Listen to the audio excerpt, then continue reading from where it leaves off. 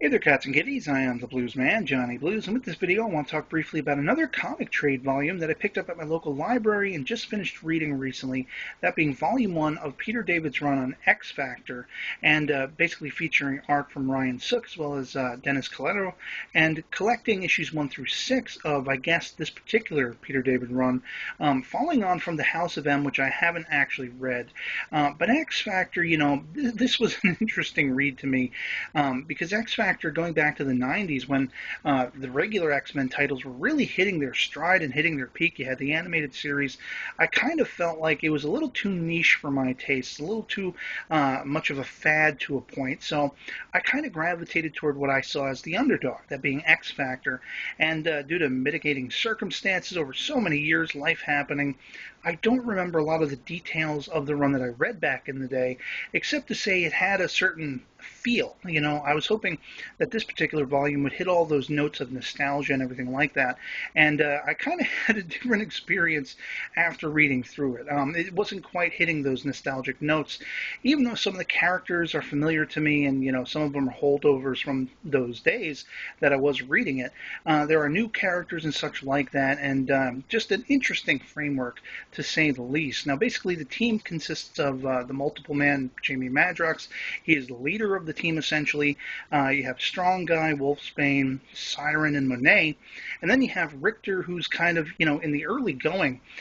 We find out that, I guess, in the aftermath of the House of M saga, I haven't actually read that, there was a power outage, so to speak, for mutants. A lot of mutants have suddenly lost their powers, and it's a grand mystery how exactly this happened, what the cause was, if there's any way to reverse it, that kind of stuff.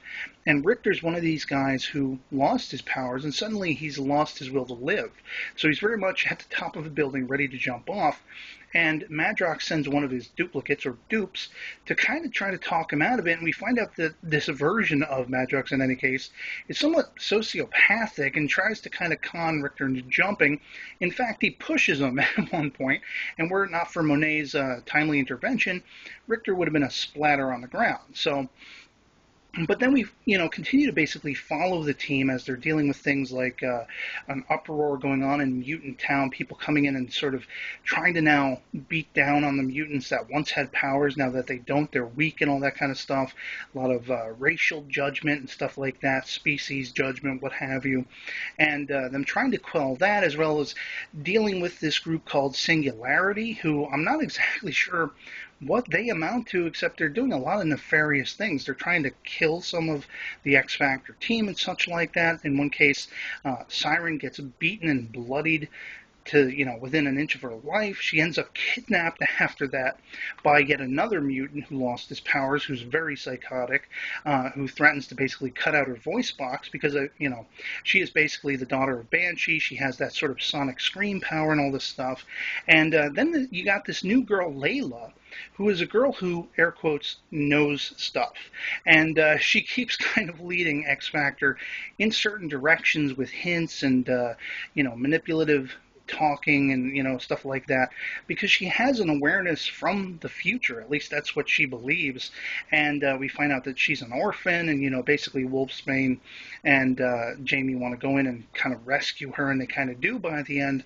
And it's just really an interesting read, but it was also, it's kind of the interesting double-edged sword where it's like, wow, this is kind of interesting, but at the same time, it's not quite what I remember X Factor being. And at the same time, it leaves me wanting to read more, even though it's kind of like, by the end of this particular volume, it just seems like there isn't a full sense of closure. I know that I'm going to have to continue on in a following volume to see where this all goes. And so, if I had to rate this, I would definitely probably rate it to like a 3 out of 5. An interesting read, and it leaves me wanting more. But it definitely didn't give me a sort of re-inflamed sense of nostalgia, as I say. And so, yeah, I'd love to hear from you in the comments below if you've ever read this run, what you thought of it, if you recommend any other X books, X Factor, or otherwise. And, yeah, I hope this video finds you well, and I'll catch you all later. Peace.